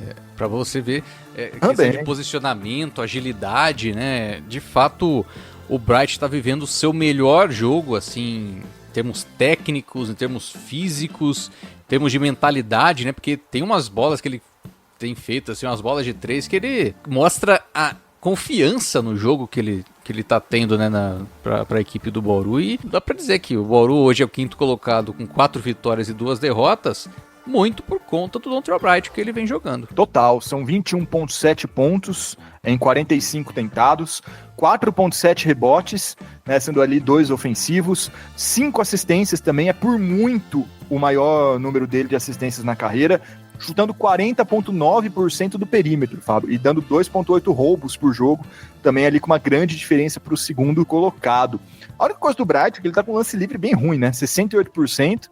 Se ele retomar as médias dele ali, que sempre variaram próximo aos 80%, a média dele sobe ainda de pontuação. Tá jogando ali bastante, é verdade, isso ajuda a ter estatísticas altas, são 32 minutos de média para ele, mas, novamente, ele é um jogador muito completo hoje, ele é o principal armador do NBB, o principal jogador no Basquete Brasil nesse começo de temporada, tá mantendo ao lado do Alex o time na 5ª posição, pode pegar G4 nos próximos dias, tá? E por que eu digo que pode pegar G4? Porque o Bauru, os próximos jogos, enfrenta Mogi dentro de casa, depois o Corinthians fora, mas o Corinthians tá meio complicado, o Pinheiros fora também, o Pinheiros também não tá muito bem, apesar do Raulzinho, inclusive esse jogo vai ser muito legal, né? Raulzinho contra Bright vai ser muito bom de ver, e tem totais condições ali de continuar subindo na tabela o Bauru Basquete, depois recebe o Fortaleza, recebe a Unifacis, então muitos jogos dentro de casa, e contra adversários que não estão no seu melhor momento. Se o Bright continuar assim, olha, o Bauru tende a ser muito forte pelo 2º ano seguido. E mais, Fábio, essa comparação da eficiência, eu comparei a diferença do Dwayne Johnson para o 9º colocado, né, que era o Materan. Se o Bright não tivesse feito um jogo menos competente do que os anteriores, né, que foi o que ele fez contra São José, que a eficiência dele foi de 11, essa comparação era com o 19º, não com o 9º. Nossa. No ranking de eficiência, tá? É que esse último jogo caiu, derrubou um pouquinho da média dele. mas ainda assim foi um jogo muito bom, né? 15 pontos, 3 rebotes, 3 assistências, 3 roubos, e é que a eficiência não foi muito bom, mas, de novo, não é o melhor parâmetro, né? É só impressionante realmente essa disparidade.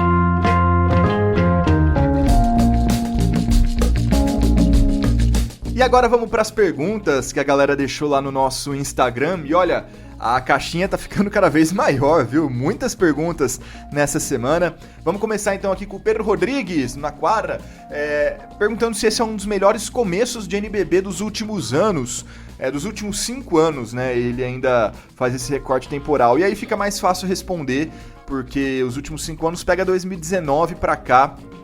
A temporada 2019-20 começou legal, mas essa eu acho que tá melhor.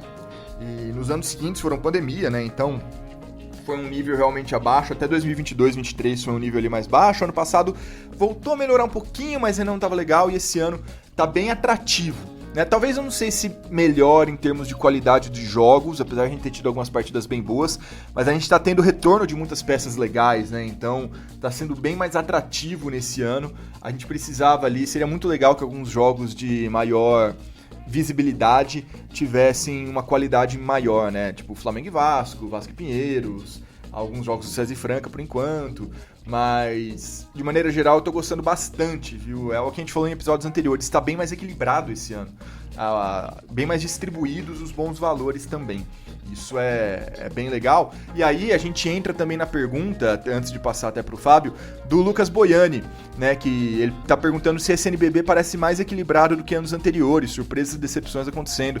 Sim, e não é à toa, né? A gente falou disso em outros episódios. Você tem União Corinthians se reforçando bem, você tem Pinheiros reforçando bem, você tem ali Fortaleza trazendo o Renan Lenz, você tem vários times da parte de baixo da tabela, ou ali do meião, que tá conseguindo reforços muito legais, muito interessantes, e isso distribui um pouco os talentos para além de Franca, Minas e Flamengo, e torna tudo um pouco mais imprevisível. Corinthians com um grande elenco também, e isso torna tudo mais imprevisível.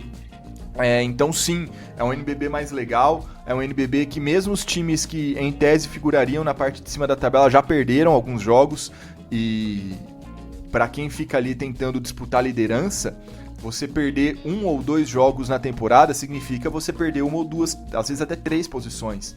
Então tá bem interessante, tá bem mais legal essa distribuição nessa temporada. Olha, então, se a gente for levar em conta 5 anos, contando com essa edição, né, com essa temporada, vamos contar 2021, né, que seria ali o NBB disputado durante a pandemia, que teve um início até interessante, né, com alguns resultados um pouco inesperados. Eu lembro que teve um início muito interessante do Campo Mourão, né, que conseguiu uma vitória sobre a Unifacisa, mas ao longo do campeonato, assim, desse início, não teve grande destaque, né, daquele momento, né. Na temporada 21-22, eu acho que não foi também tão impactante o início, na 22-23 também, né, 23-24.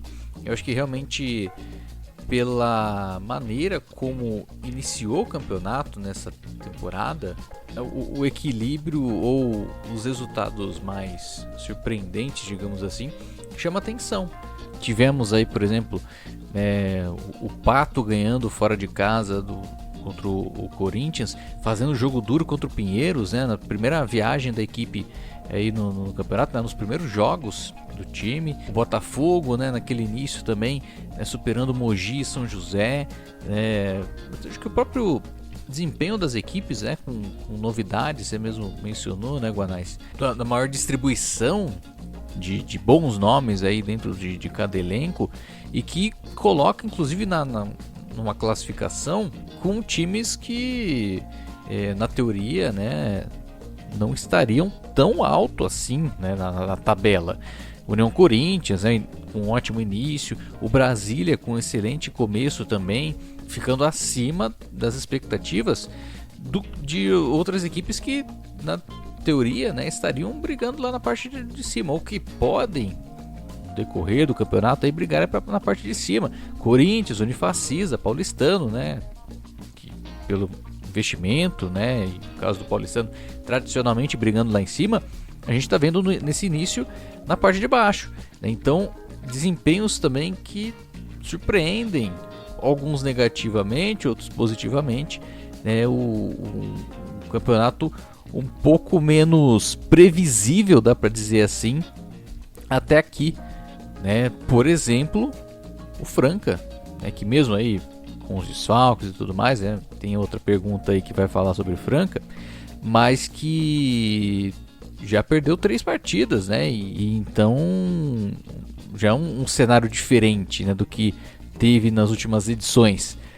Realmente eu vejo que pensando nesse recorte, né, do cenário da pandemia para cá, é o melhor início de NBB, talvez um dos melhores da história, né, do NBB, se a gente for levar em consideração aí fator surpresa, né, times que não estariam tão alto assim já logo no começo, né, que já estão mostrando uma condição de jogo muito boa.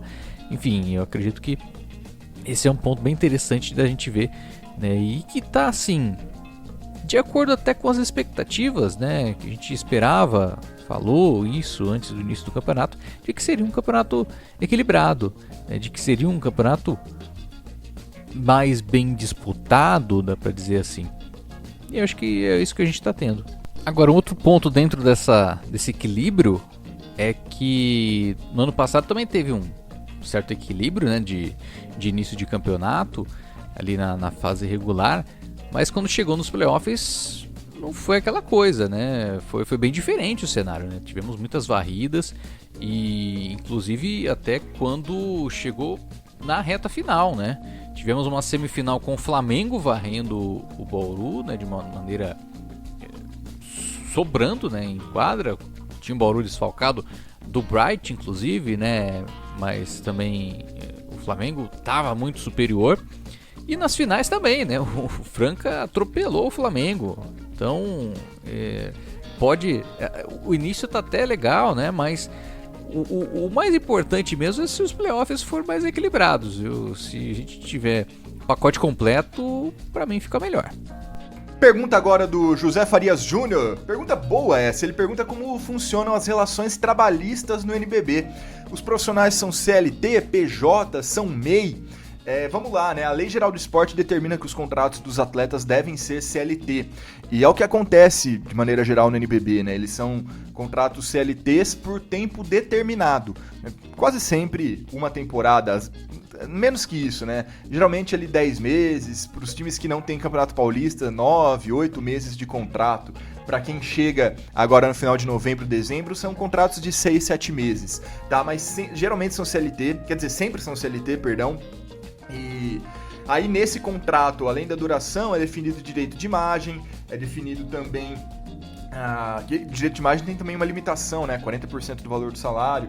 Tem também, às vezes, um pagamento de bônus, pagamento de extras, alguma coisa por fora, que não seja registrado especificamente como salário, embora isso exista uma discussão legal, se é ou não, mas é CLT. Tá? Eles não podem ser MEI, né? Até por causa do valor, e PJ, a Lei Geral do Esporte proíbe, o que não quer dizer que a gente não veja algumas artimanhas por aí, mas de maneira geral é tudo CLT sim. Pergunta do Saulo Borges, perguntas do Saulo Borges, né? A primeira, se eu tenho alguma novidade do rumor do Caboclo no Real. Olha, esse tipo de informação eu tenho mesmo que vocês, viu? Eu fico sabendo ao mesmo tempo. Eu não tenho não, desculpa. Eu acompanho da mesma maneira que vocês as notícias de fora aqui. A outra pergunta do Saulo Borges, ele pergunta se o Franca sem Lucas Dias se torna um time comum.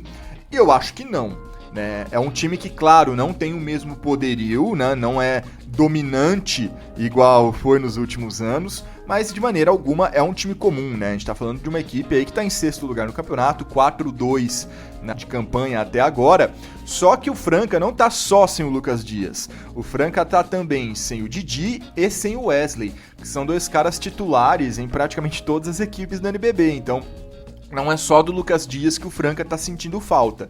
Dito isso, ainda é um bom time, não é um time imbatível, Essas 2 derrotas que a equipe já teve comprovam isso para São Paulo e para Bauru, mas ainda assim é um bom time. E eu vim do futuro. Vamos ser justos aí. A minha parte aqui eu acabei falando depois, né? Do jogo da segunda-feira, no qual o César Franca perdeu para o São José, né? Por 86-77. E então, mais uma derrota do Franca. Dessa vez, inclusive, acho que mais doída, né? Porque foi em pleno Pedrocão, né? Contra o São José que não vinha tão bem das pernas assim. E então, realmente, o cenário um pouco complicado. Mas, novamente, né? Respondendo a pergunta, é um bom time que está com muitos desfalques. Tem ali, claro, né, o Jorginho como a maior contratação, né, da temporada. Mas, por exemplo, né, a falta do Lucas Dias e do Wesley chama muito atenção. Que, se a gente for ver na prática, né, seriam os 2 jogadores titulares do Garrafão. Né? Isso já fala muita coisa. Né? O Hetzheimer foi contratado, acredito que não para ser uma figura tão importante dentro do grupo ali, mas seu nome vindo do banco. O Natan Mariano, jogador ainda muito jovem, né, que está ainda no desenvolvimento, vem de ótimas partidas, mas também está naturalmente, né, vai nos altos e baixos. E isso é uma posição muito importante ali, né, e você não tem 2 referências, principalmente o Lucas Dias. O Didi, que foi talvez o grande nome do César Franca no Campeonato Paulista, também é desfalque, né? E isso tira mais um nome, né, na rotação ali, dá condição para o Zo Júnior, beleza, mas mesmo o cenário do Natan, né? E eu acho que é um time que ainda tem qualidade, ainda tem a capacidade, mas dentro dos desfalques é um time, como o Guanais falou, é um time que não é imbatível.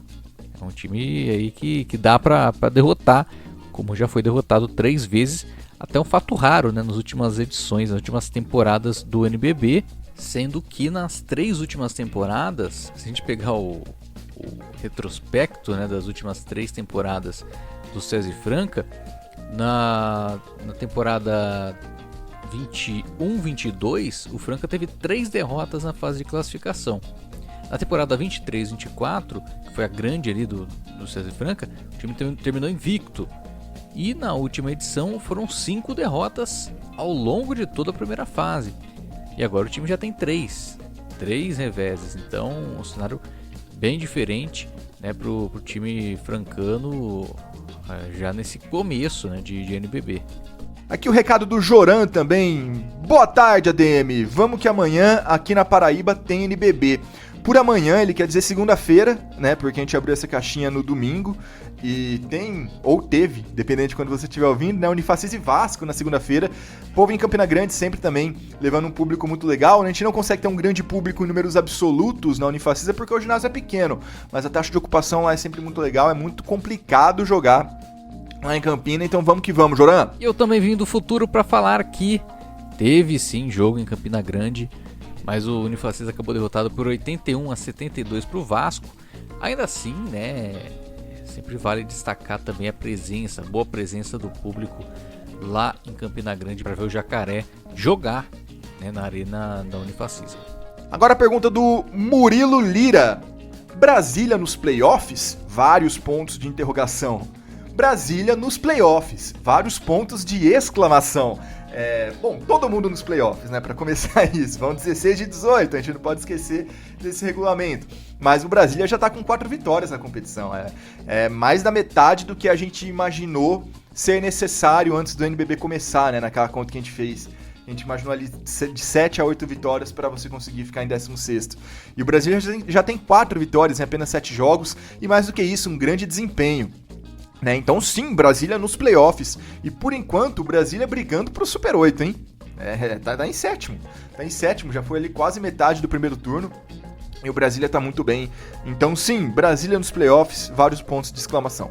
Assina embaixo, né? Desempenho muito bom da equipe do Brasília. Surpreendendo até, né? Eu não esperava o time tão encaixado da maneira como já está, né? E com o desempenho aí de alto nível do Von Haidim, do Gemadinha, do Nesbitt, que de fato é um trio muito importante, né, que apareça, né, ainda mais agora com a chegada do Anderson Rodrigues, né? Boas expectativas aí para o torcedor do Brasília, que há muitos anos não vê a equipe disputar os playoffs, o que já seria algo formidável, né, que a equipe conquistasse, e está em vias de conquistar isso já.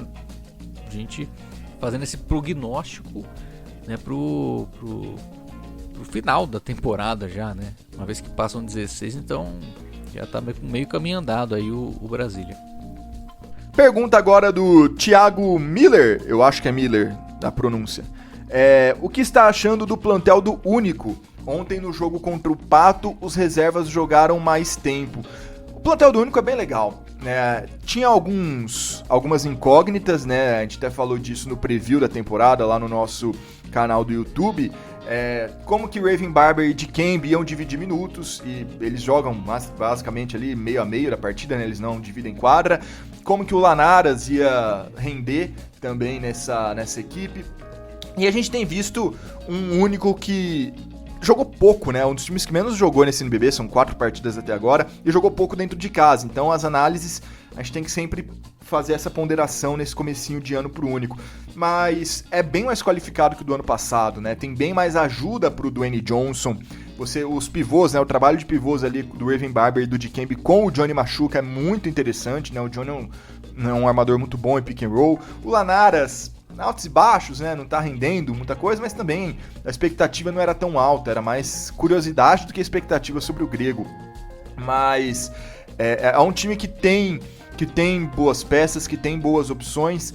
Continua, claro, com o Dwayne Johnson ali como o grande nome, mas Barber e Dikembe tem ajudado bastante. Se conseguir ter um Vezaro mais regular e um Johnny Machuca mais regular ofensivamente, são dois caras que têm uma possibilidade muito boa ofensiva, o Único pode ficar ainda melhor. Mas, de novo, são só 4 jogos, ainda tem muita coisa para desenvolver, muita coisa para acontecer, e gosto muito do plantel do Único. Nesse jogo contra o Pato mesmo, eu assisti a partida inteira, né? O Rodrigo da Silva revezou bem mais o elenco, a gente teve ali, só pegando aqui o box score pra vocês, Dwayne Johnson, tudo bem, jogou 30 minutos, mas o Raven Barber 16, Dikembe 22, Pedro Nunes 14, Veríssimo 13, Lanaras 19, Johnny 15, Fabrício 20, Vezaro 18, Vitinho Leste 24, então todo mundo jogou ali 15 minutos ou mais, rodou bastante e conseguiu manter ali um bom desempenho e fez um último período bem superior ao do Pato. O Pato deu uma cansada ali, o União Corinthians voltou pro último quarto bem firme. Tô gostando, é um elenco bem melhor que o do ano passado, esse do União Corinthians, mas ainda com espaço para melhorar. O que dá para chamar a atenção desse time do Único é que, ainda assim, o Dwayne Johnson é a referência ofensiva ali da equipe, mas que, em comparação com o elenco da temporada passada, é um time que oferece muito mais pro conjunto ali, né, junto com o Dwayne Johnson. Você tendo o Dikembe com um ótimo início, né, de participação ali pelo Único, o Johnny Machuca, que é um ótimo armador ali, né, organizador de jogo, o Vezaro, que tem tradicional bola de 3, né, e que também tem participado muito ali defensivamente, né, da partida, Barber, Pedro Nunes, Veríssimo, Vitinho Leste, né, que estava esquecendo dele também.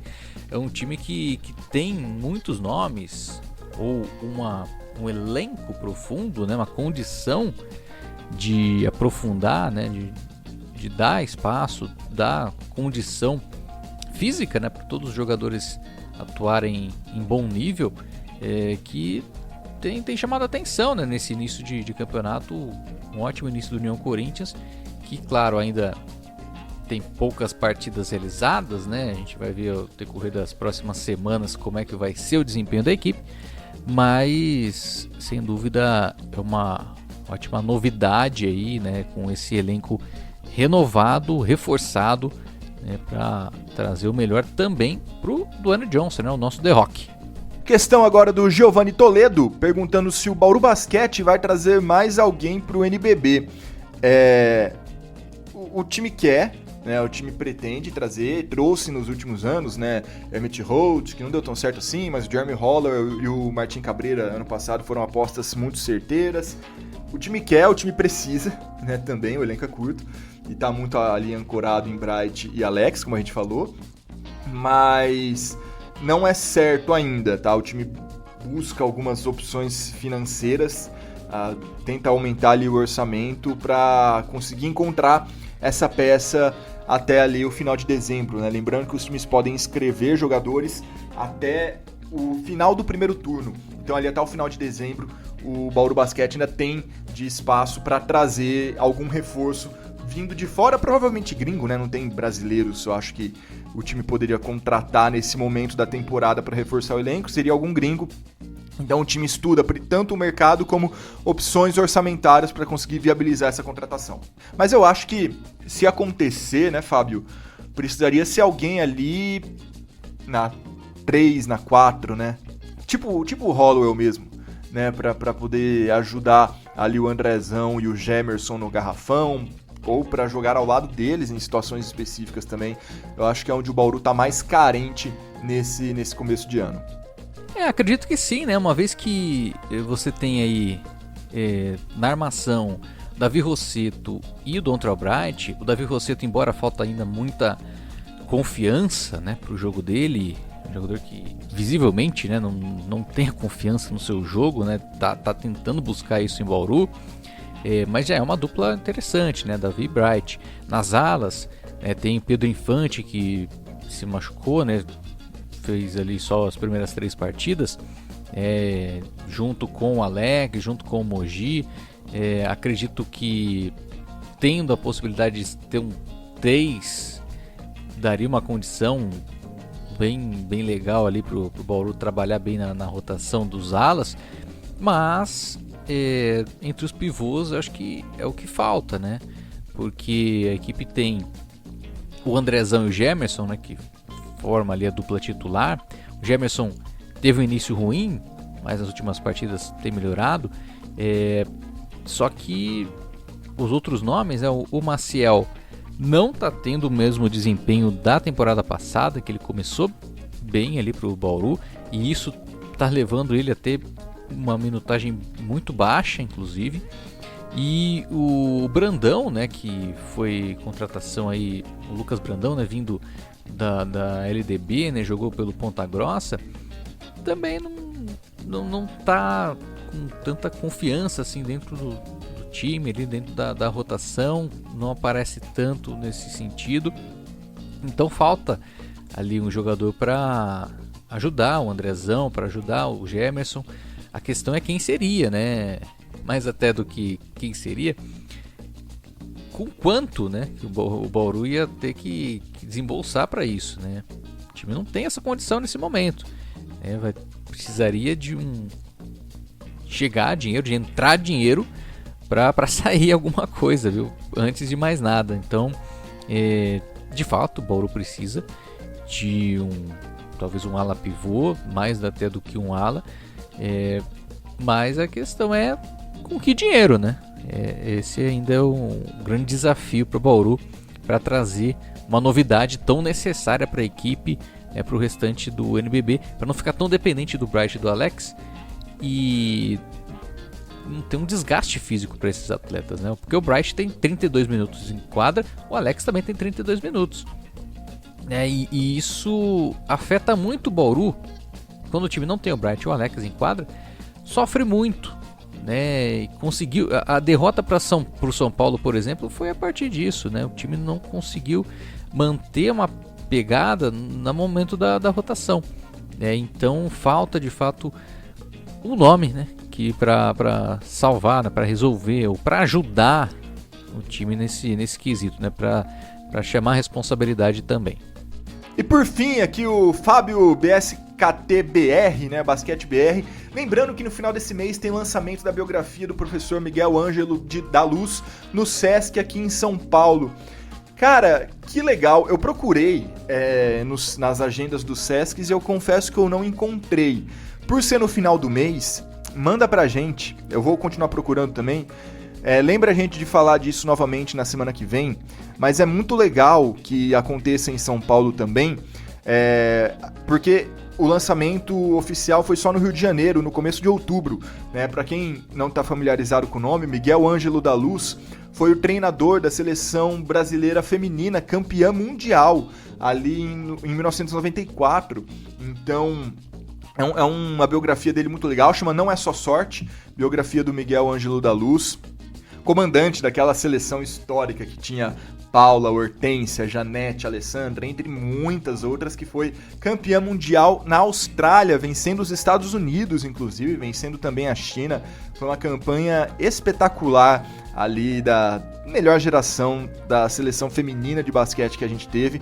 Então, recomendo muito que vocês comprem, que vocês confiram o livro, e assim que a gente tiver a data e o Sesc, que vai acontecer o lançamento aqui em São Paulo, a gente avisa para vocês. Eu gostaria de comparecer, tomara que a agenda permita também.